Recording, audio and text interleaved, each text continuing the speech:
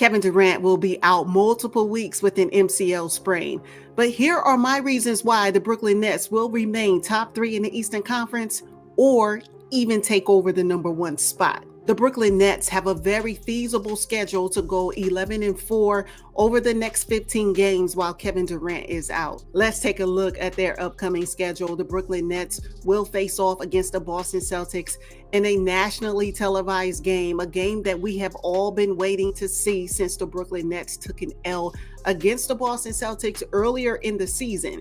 But that was a game where Kevin Durant scored 31 points, but Seth Curry did not score a single bucket, and Ben Simmons was still on the shelf. With TJ Warren and Royce O'Neal playing with increased confidence within Jacques Vaughn's system, I think the Brooklyn Nets can get the W. Next up are the Oklahoma City Thunder, a great young team, and there is no doubt that Kyrie Irving will have his hands full with Shai Gilgeous-Alexander, but there's no way that the Nets will allow the OKC Thunder to ruin their momentum. So I have the Nets getting the victory against OKC. Next up is a 5-game road trip versus the San Antonio Spurs. We know the Nets are going to win that game. They're also going to beat the Phoenix Suns, the Utah Jazz. I'm not too sure about.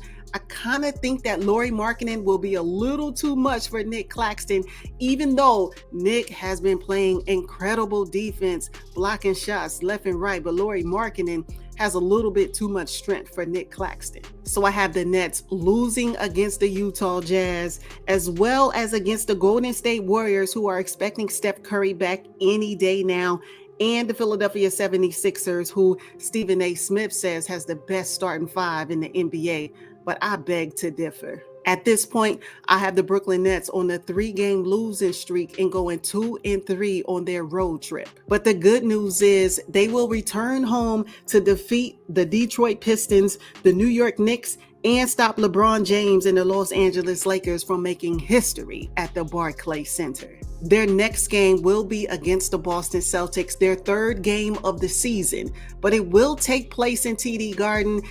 KD may or may not be back in the fold, but I have the Brooklyn Nets losing this game. Now, here we are in the month of February. The Brooklyn Nets, along with the top 3 contenders in the Eastern Conference, will really start to narrow down their focus as we get closer and closer to All-Star break. So the Nets will lose to the Boston Celtics, and then they'll go home to wrap up KD's 15-game absence to defeat the Washington Wizards with or without Bradley Beal, and Kyle Kuzma has already said he's not signing his extension.